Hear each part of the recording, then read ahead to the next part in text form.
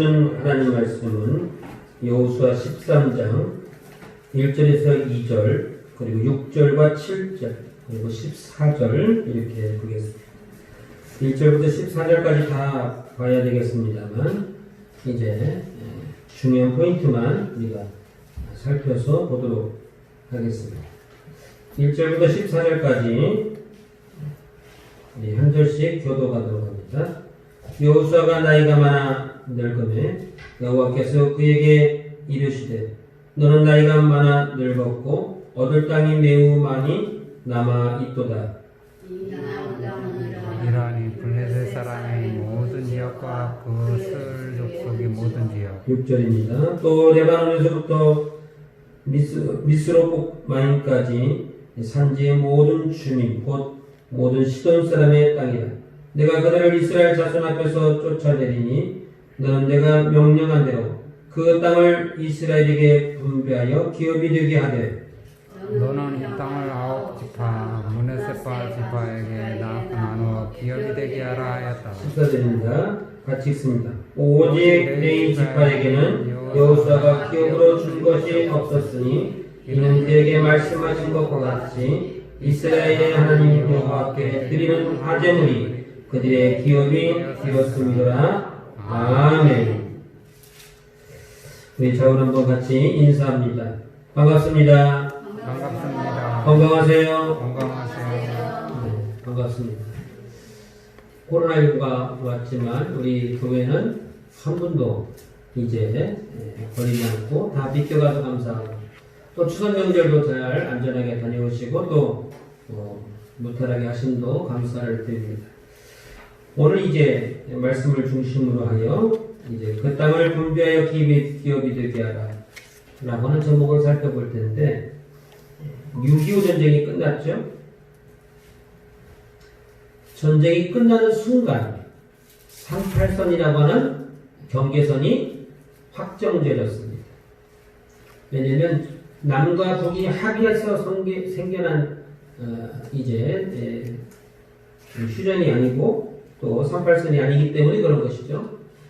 그래서 남쪽에서 북쪽으로 갈 수도 없고 북쪽에서 남쪽으로 올 수도 없는 그런 상태가 되었습니다. 그런데 미처 북쪽으로 가지 못한 북한 군인들이 있었어요. 또 마찬가지로 북쪽에도 미처 남쪽으로 내려오지 못한 우리 군인들도 있겠죠. 그런데 이제 북쪽으로 가지 못한 이제 군인들이 어디로 숨어들었습니까? 지리산으로 숨어들었죠. 지리산으로 숨어들어서 거기에 있는 주민들을 죽이고 학살하고 그렇게 했기 때문에 대대적인 토벌 작전이 시작되었습니다. 그러면 한 가지 질문을 드리려고 합니다. 답변을 한번 해보시죠. 6.25 전쟁이 끝난 거예요? 안 끝난 거예요? 안 끝난 건가요? 휴전이 됐는데요. 38선의 경계가 그어졌고 전쟁이 멈췄습니다. 물론 휴전선이니까 휴전이니까 지금도 아직 휴전입니다. 전쟁이 끝난 건 아니에요. 그런데 지금 전쟁이 그런 그 정치적인 용어 빼고 그냥 우리 서민들이 생각하는 것과 같이 본다면 전쟁이 끝났어요? 안 끝났어요? 안 끝났어요. 끝났죠. 38선이 그어졌잖아요. 남과 북으로 가지 못한다잖아요. 총뿌리를 마주하고 싸우지도 않는다잖아요. 전쟁은 끝났습니다. 그러나 아직 끝났다고 말하기는 좀 아쉽죠? 왜냐하면 아직 지리산뿐만 아니라 제주도에도 무장공비들이 나타나서 주민들을 죽이고 하기 때문에 아직 다 끝난 것은 아니죠. 그러나 공식적으로는 끝난 거예요. 이미 전쟁이 끝났습니다만 아직 완성된 것은 아닐 뿐입니다. 그래서 우리가 보통 이것을 이미와 아직이라는 말로 표현을 하죠. 옥상으로 가는 계단이 만들어졌죠? 우리가 일명 천국으로 가는 계단 또는 상만 계단 이렇게 이름을 붙여줬습니다. 나중에 이제 아연 계단도 나왔는데 계단이 완성된 거예요? 안 된 거예요? 안 된 거예요? 이미 완성됐잖아요. 옥상으로 올라가는 길은 활짝 열려졌습니다. 안심하고 올라가셔도 됩니다. 근데 왜 아직 완성이 안 됐죠? 손잡이도 만들어야 되고 지붕도 씌워야 되고 해안이 좀 더 남아있죠? 그러나 본질적인 것은 완성이 된 거예요. 이미 완성됐으나 아직 완성됐다고 하기에는 그러니까 본질적인 것은 다 완성된 거예요. 큰 것은 다 이루어졌다고 얘기죠. 이스라엘 백성들도 가나안을 점령하는 일에는 이미 전쟁이 끝났습니다. 전쟁이 끝났다고 선포했어요. 그런데 아직 다 끝나지 않았다 이렇게 말씀하고 있습니다. 여기저기에 아직도 숨어있는 세력들이 남아있어요. 잔당들을 다 소탕하지는 못했다. 어디에 남아있습니까? 우리가 읽었던 1절에 나와있습니다. 끝에 보니까 너는 나이가 많아 늙었고 얻을 땅이 매우 많이 남아있다. 여기서 말하는 그 얻을 땅이라고 하는 것은 아직 점령하지 못한 땅을 이야기합니다. 아니 12장까지 분명히 31명의 왕, 그 다음에 동쪽에서는 2명의 왕, 합쳐서 33명의 왕을 다 죽였다고 했잖아요. 그래서 전쟁 종식을 선포했잖아요. 끝났다고. 근데 이제 와가지고 아직 점령하지 못한 땅이 있다라고 말하는 그것은 뭐예요? 그러니까 연합군이 전쟁을 해야 할 그 정도의 상황은 다 끝났다는 거예요. 어떤 족속, 어떤 나라를 상대로 하는 전쟁은 끝났어요. 그 나라의 왕을 다 잡아서 죽였기 때문에 그렇습니다. 뭐만 남은 거예요? 아직 다 소탕하지 못한 잔당들만 남아있어요. 그래서 이것은 연합군이 싸우는 게 아니고 그 상태에서 그대로 땅을 분배해 줍니다. 그 상태에서 그러니까 우리 족속에 속해 있는 땅에는 아직 다 이제 소탕하지 못한 잔당들이 남아있을 수 있습니다. 그것은 우리 족속이 전쟁을 하라고 얘기합니다. 연합군으로 하지 말고. 그래서 6절과 7절에 그 땅을 분배하여 나누어주라 이렇게 말하죠. 아직 잔당들이 남아있습니다만 그들이 이스라엘을 공격할 힘은 없어요. 왜냐하면 지휘관이 죽었기 때문에 무장을 해제시켰기 때문에 공격할 어떤 그런 기미는 보이지 않습니다. 그래서 땅을 분배해주라. 아직 다 소탕하지 않았음에도 그렇게 말하고 있어요. 그래서 이제 그 땅을 분배를 받으면 그 지파에 소속된 속해 있는 그 잔당들은 자기 지파가 알아서 해결합니다.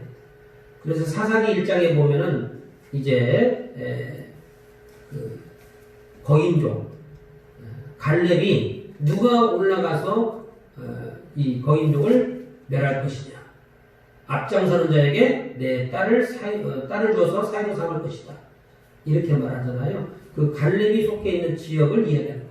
자기 족속에 속해 있는 거인족을 소탕할 자가 누구냐 이렇게 말하죠. 다시 말하면 가나안 전쟁은 이미 다 끝났어요. 그런데 아직 점령하지 못한 땅들은 살아가면서 차차 자신의 힘으로 그걸 싸워서 이기라. 이것이 하나님의 전략입니다. 영적인 전쟁의 원리도 이와 동일합니다. 이미와 아직이라는 말로 표현할 수 있다. 이미 전쟁에서 이겼고 전쟁은 끝났고 승리했지만 아직 다 해결된 것은 아닙니다. 악한 마귀와의 전쟁에 이미 전쟁에서 이겼어요. 언제 이겼을까요? 나 그런 거 본 적이 없는데 우리가 눈으로 보아서 알 수 있는 게 아니고요. 2000년 전에 예수님이 십자가에 달리심으로 악한 마귀와의 전쟁에서 승리하셨습니다. 예수님이 어린 양으로 오셨어요. 지난주에 우리 세례교육 때 이미 말씀을 드렸죠.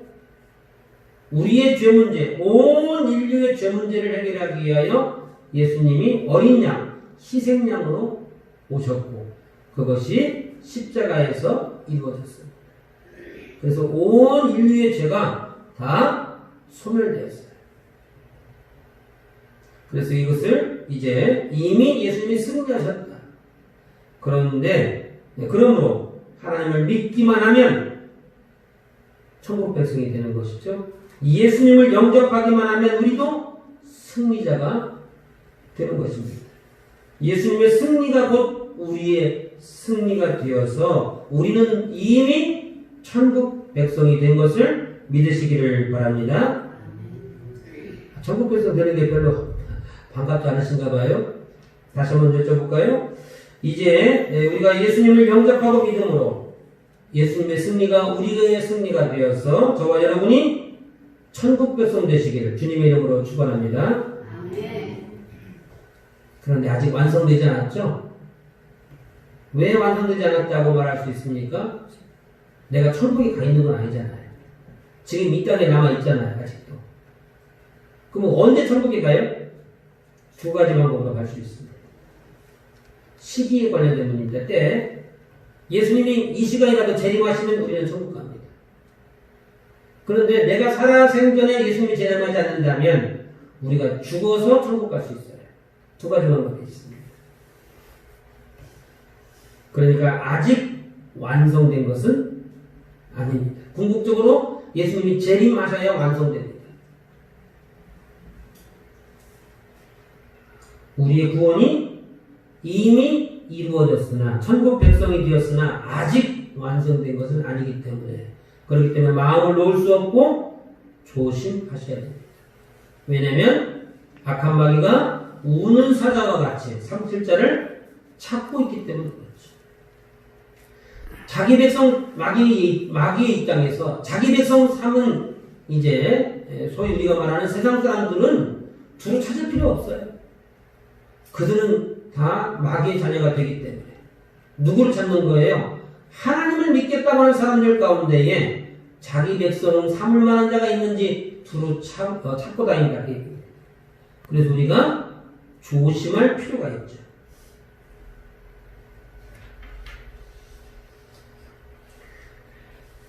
그러면 한 가지 질문이 남게 되죠. 그게 뭡니까? 우리가 천국 가는 그 순간까지, 다시 말하면 우리의 목숨이 붙어있는 그 순간까지 우리는 무엇을 할 것인가? 아직 완성되지 않았다면, 이미 천국 백성이 되었으나 아직 완성되지 않았다면 우리는 그동안에 무엇을 해야 할 것인가 하는 문제가 남게 됩니다. 성경에서는 뭐라고 말하고 있습니까? 가나안 땅에 있는 남아있는 잔당들을 완전히 소탕하라 말합니다. 그 소탕하는 것을 뭐라고 말해요? 전쟁이라고 표현하기도 하죠. 싸워야 되는 겁니다. 한쪽에서는 안 나가겠다고 하는 것이고 한쪽에서는 나가라고 하는 거잖아요. 내 안에 있는 마귀를 향하여 나가라고 선포해야 되는 거예요. 나가주세요 해가지고는 마귀가 나가지 않습니다. 그래서 우리는 이것을 이름하여 영적 전쟁이라고 표현하기도 합니다. 오죽했으면 전쟁이라는 말을 썼겠습니다. 오죽했습니다. 치열한 전투와도 같다라고 하는 의미죠. 지리산에 아직도 남아있는 빨갱이들을 어떻게 해야 돼요? 완전히 소탕해야겠죠. 완전히 소탕해야만 우리가 마음 편히 살 수 있는 것이죠. 예수님이 우리의 죄 문제를 이미 해결해 주셨으나 우리 마음속에 아직도 남아있는 죄를 완전히 소탕해야 할 것을 말씀하고 있는 겁니다. 나는 이제 오늘부터 예수 믿으니까 천국 가겠지? 그건 본인 생각이에요. 본인 생각. 아니, 나 예수 믿는데 교회에 나가면 예수 믿는 건가요? 그건 교회를 나가는 거예요. 예수님을 믿는 거하고는 별개의 문제입니다. 그러니까 교회 안에는 어때요? 완전히 예수님을 믿는 사람이 있고 또 아직 이제 믿으려고 마음먹은 사람도 있고 아직 교회는 나오지만 믿을 마음도 없는 사람도 있고 또 이미 믿기는 믿는데 여러 가지 시행착오를 겪어서 넘어졌다가 이제 일어났다가 쓰러졌다가 하는 분도 있고 다양한 계층의 영적 상태에 있는 사람들이 있습니다.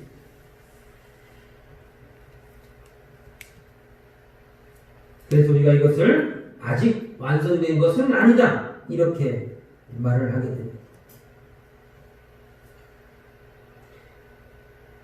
하나님을 믿는다고 하면서 여전히 죄를 짓고 불순종하며 죄를 짓고 불순종하는 것을 쉽게 생각해요. 이번은 그렇게 하지 뭐. 쉽게.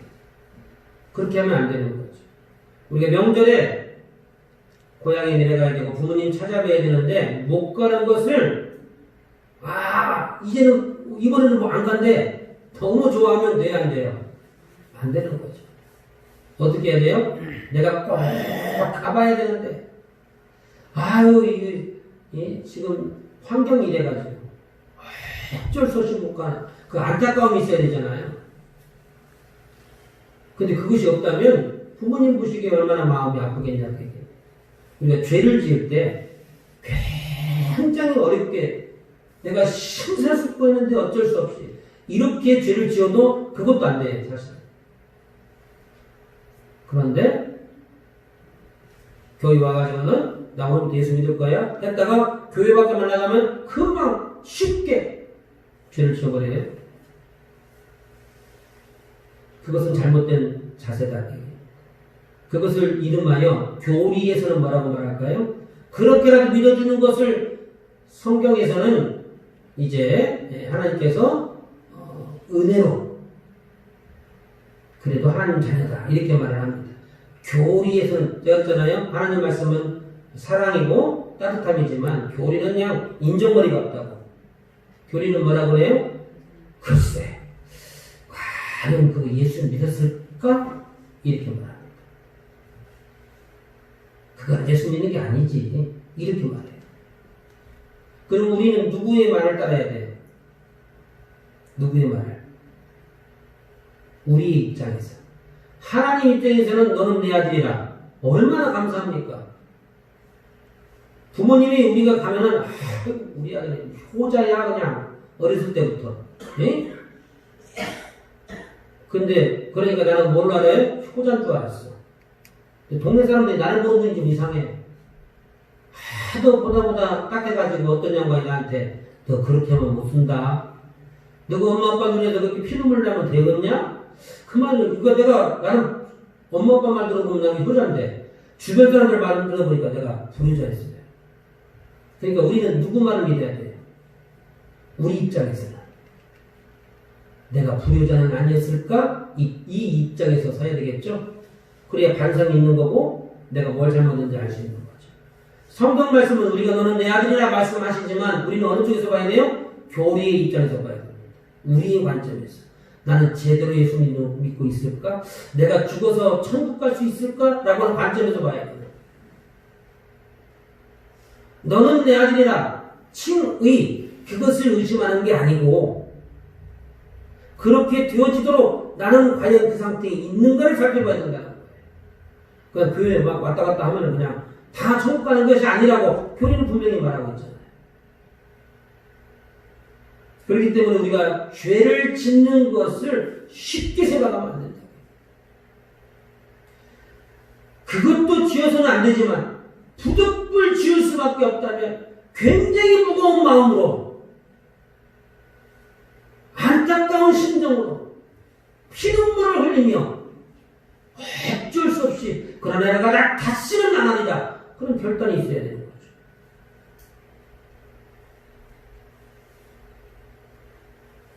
하나님을 믿는다고 하면서 자기 생각과 자기 기준대로 믿어버려요.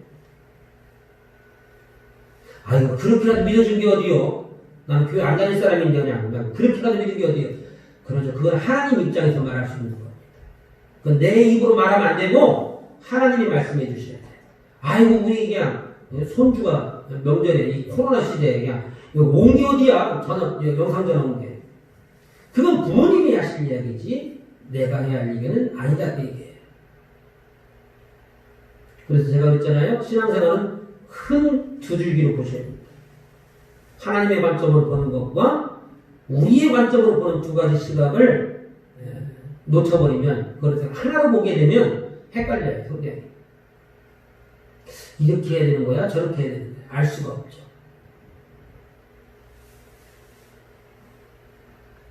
우리가 예수를 믿는 순간 자기 생각을 내려놓으셔야 돼요.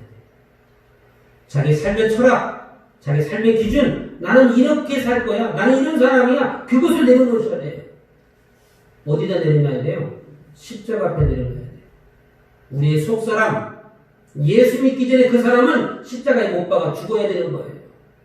성령으로 새롭게 거듭나야 되는 거예요. 그런데 십자가에 엊그저께 못 박았는데 그냥 살아나가지고 그냥 부활해가지고 막 돌아다니 내 마음대로 살겠대. 그것은 예수 믿는 것이 아닌 것이죠. 왜 그런 일이 생기는 거예요? 내 속에 있는 잔당들 완전히 소탕하지 못했기 때문에 그렇습니다. 나의 속사람, 나의 옛 그 자아가 살아나가지고 우리가 천국 가는 그 길에 발목을 잡는 거예요. 그러니까 오죽하면 영적 전쟁이라고 전쟁이라는 표현을 썼겠냐고 얘기합니다. 신앙생활을 한다면서 여전히 세상 사람들과 어울려 노는 것이 좋다면 그것을 완전히 소탕하라. 오늘 성경이 말씀하고 있습니다. 상황에 맞춰서 예배드리고 거룩하게 예배를 드리지만 상황에 따라서는 술도 마시고 친구들과도 어울리고 그런 자리에 가기를 좋아하고 한다면 교리는 뭐라고 말한다고요? 글쎄, 과연 예수 믿는다고 말할 수 있을까? 이렇게 말한다고. 교리는 예수를 믿는다고 하면서 여전히 시기와 질투와 거짓말을 쉽게 하고 남을 속여서 빼앗고 막말을 하거나 나쁜 행동을 합니다. 여기저기 다니면서 말을 퍼뜨리고 사람들을 이간질하고 사람들의 마음에 상처를 줍니다. 그와 같은 것을 완전히 소탕하라. 성경이 말씀하고 있습니다. 그것을 우리는 성화라고 부르죠. 성화. 예수님을 믿는다면 점점점 거룩하게 변화되어져야 한다는 거예요.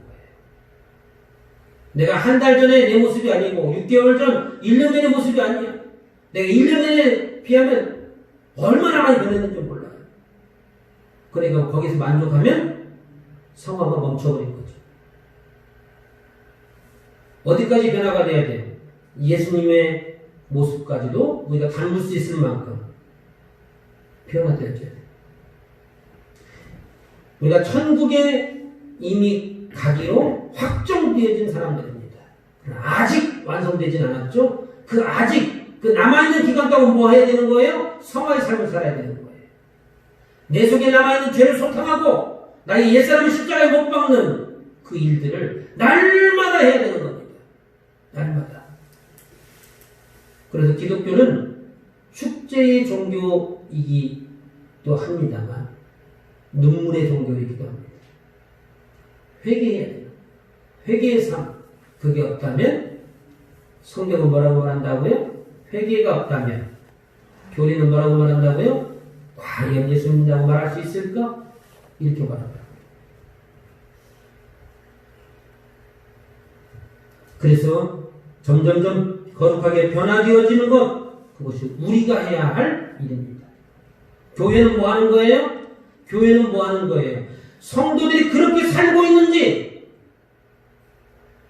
관찰하고, 안 되어진 사람 있으면 권면하고, 그러다 넘어지고 상심해 있으면 위로하고, 모르는 사람 있으면 가르쳐주고, 그런 것이죠. 그것을 조금 세상 사람들이 하는 표현을 말한다면 이빨을 얘기하는 거죠. 그러니까 마음의 준비가 아닌 사람은 뭐예요? 그렇게 가르치는 교회를 향하여 좋아하지 않습니다. 때에 따라서는 손가락질하기도 하고 당신이나 잘하셨으면 좋겠어 이렇게 말하기도 하죠. 받아들이려고 하지를 않습니다. 그렇게 받아들이려고 하지 않은 그 자세는 뭐예요? 교리가 보기에는 여지없이 예수 믿는 사람 아닙니다. 그것을 거부한다면, 성화의 삶을 거부한다면 그건 예수 믿는 사람이 아니에요. 그러니까 교회가 그런 여러 가지 예전처럼 제가 어렸을 때만 해도요. 교회 목사님이 말하면 그게 아니라 그게 법이었어요. 예수를 안 믿는 동네 사람들도 목사님이 지나가면 이렇게 담배 피우다가도 뒤로 숨깁니다. 예수를 안 믿는 사람들. 그래서 요즘은 어때요? 목사님이 권면해도 듣지 않아요. 그러니까 두어 번 권면했는데 더 이상 말 듣지 않으면 시험 들까봐 말도 못해.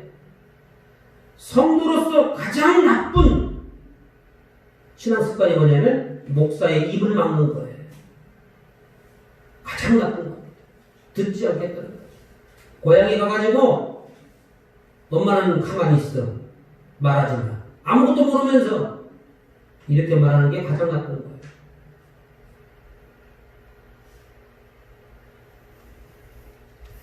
부모가 가르칠 기회를 주지 않는 거예요. 자기 식대로 살도록 놔두라는 거예요. 교회도 마찬가지죠.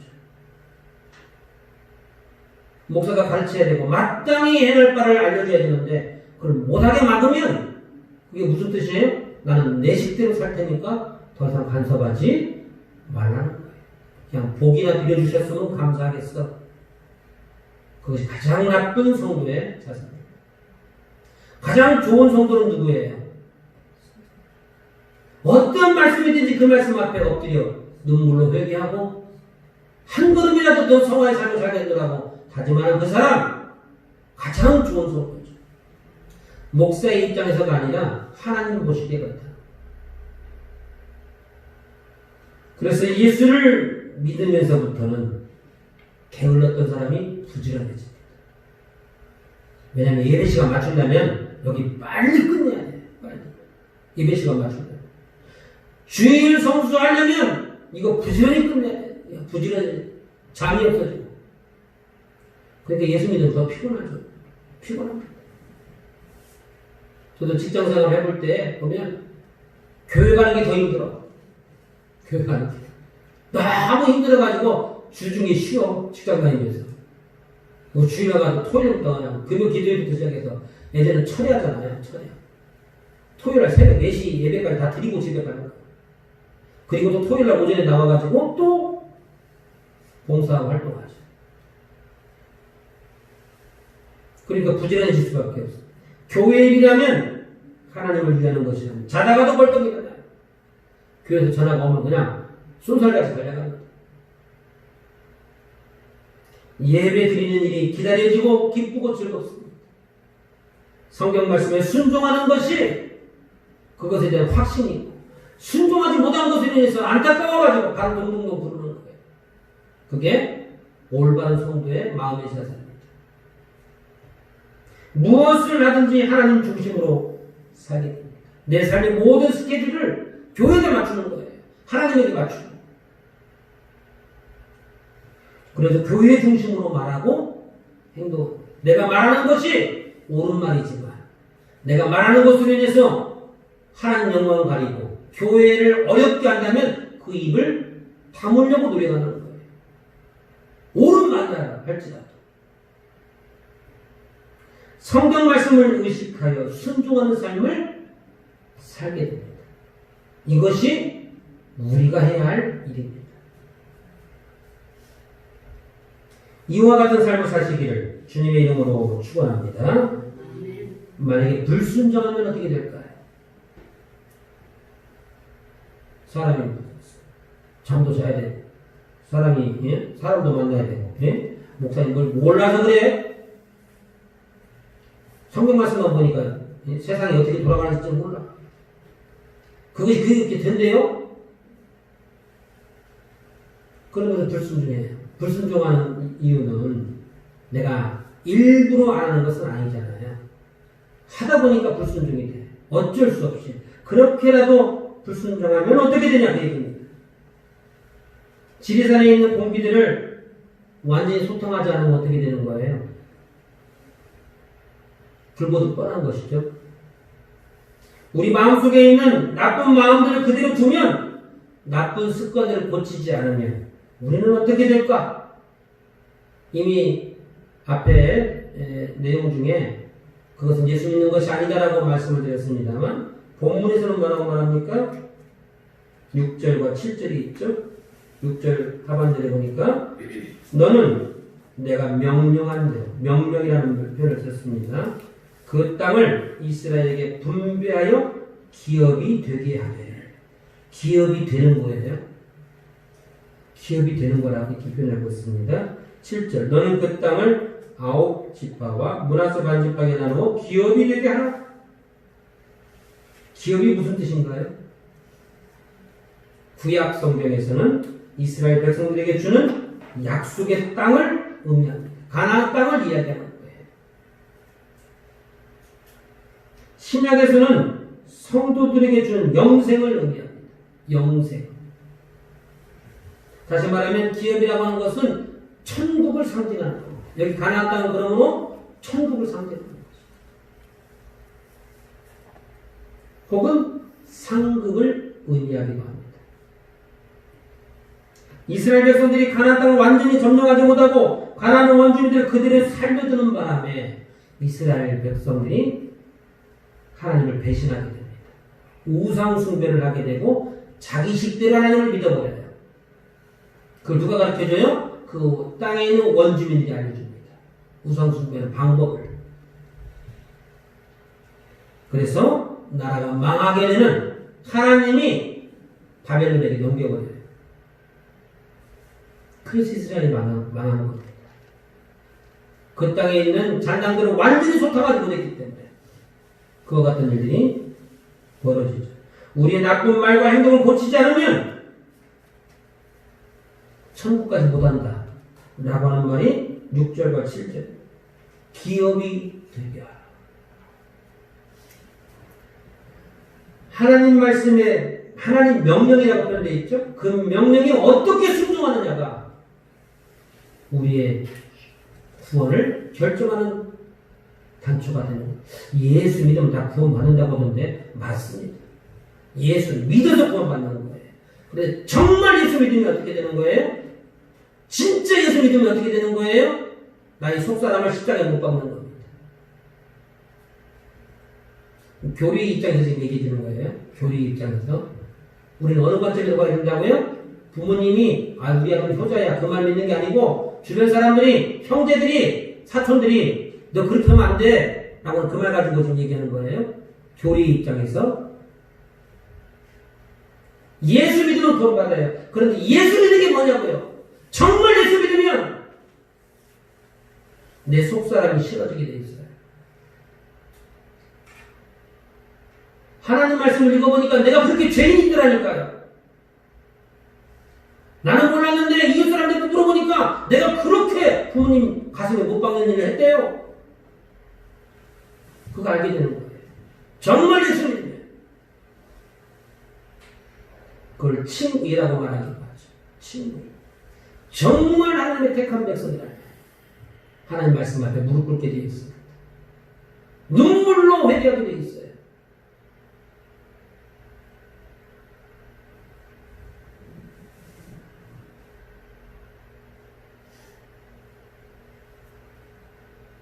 그러므로 우리가 나쁜 말과 행동을 고치지 않으면 우리가 천국까지 못하는 원인이 되어지는 것이죠. 그러므로 반드시 고쳐야 하는 것이죠. 이것은 하나님의 명령이라 말하고 있습니다. 성경이 하지 말라는 말과 행동은 하지 말아야 합니다. 우리의 나쁜 마음은 빨리 청산해야 하는 것이죠. 그것을 이제 우리는 조금 전에도 봤습니다. 성화라고 말합니다. 점점점 우리의 말과 행동이 거룩해지고 고상하게 달라져야 되는 거예요. 지금부터 천국에 합당한 사람으로 살아가는 것이죠. 그래서 우리의 말이 천국의 언어를 써야 되는 거예요. 적어도 교회 안에서는 은혜로운 이야기, 하나님 말씀 이야기, 교회를 세워가는 이야기를 해야 되는 거예요.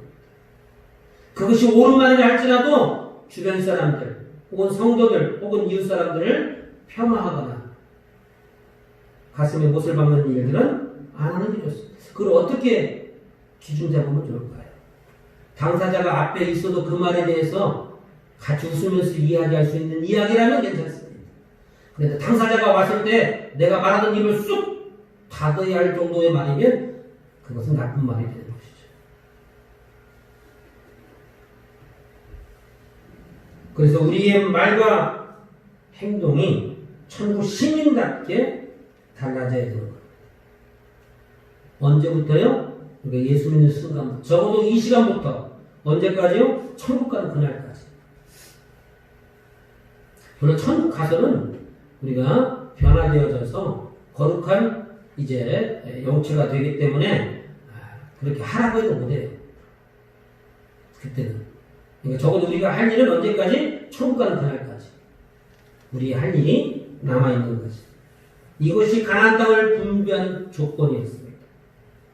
조건. 그 땅을 완전히 소탕하라. 그것이 그 땅을 주는 조건이에요. 그 땅을 소탕하지 않는다면 하나님 처음부터 주지도 않았을 겁니다.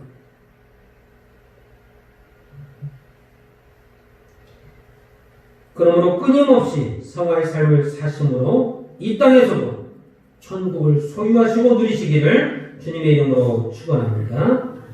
마지막 한 가지를 더 보려고 하는데요. 이스라엘은 모두 몇 지파인가요? 몇 개 지파로 되어 있죠? 12지파로 되어 있습니다. 그런데 12지파 말고 한 지파가 더 있습니다. 그 지파 이름이 무엇일까요? 14절에 나와 있죠? 14절에 12지파 말고 한 지파가 더 있어요. 무슨 지파죠? 레위 지파라고 말하고 있습니다. 레위 지파. 그래서 이스라엘은 총 13지파로 되어 있습니다. 그런데 땅 분배는 12지파한테만 줬어요. 땅을 기업으로 주는 것은. 레위 지파의 기업은 다른 데 있습니다. 땅으로 주지 않고 무엇으로 주었을까요? 14절에 나와 있죠. 오직 레위 지파에게는 여호수아가 기업으로 준 것이 없었으니, 여호수아가 기업으로 준 것은 땅입니다. 여호수아가 준 것은 없었으니 이는 그에게 말씀하신 것과 같이 이스라엘 하나님 여호와께 드리는 화제물이 그들의 기업이 되었습니다. 레위 지파의 기업은 화제물이 있다. 불로 태워드리는 제물, 그런 화제물이라고 합니다. 하나님께 제사를 드릴 때에 이제 제물을 가지고 태워서 드립니다. 태워서 드리는데 통째로 다 이렇게 각을 떠가지고 물론 이제 뼈를 추려내고 내장을 끄집어내고 뭐 이렇게 정리를 합니다만 완전히 태워서 드리는 이제 번제물이 있는가 하면 기름만 태우고 그 살들 이제 이 살은 이제 고기는 따로 빼가지고 이제 레위 지파에게 주는 그런 제물도 있어요. 여기서 말하는 건 그것을 이야기하는 겁니다. 레위 지파에게 있어서의 기업은 뭐예요? 성도들이 드리는 헌금과 11조입니다. 여기 11조가 없는데 어디서 11조가 나오지? 민수기 18장 21절에 이렇게 기록되어 있어요. 내가 이스라엘의 11조를 레위 자손에게 기업으로 주어서 그들이 하는 일, 곧 회막에서 하는 일을 감당히. 그러니까 그 이야기는 무슨 뜻이에요? 성도에게 많은 해야 할 일, 사명이 있지만 그 중에 한 가지가 뭐냐면 레위 지파에게 이렇게 재물을 통하여 기업을 삼게 하는 것, 그것이 성도가 해야 할 사명 중에 한 가지.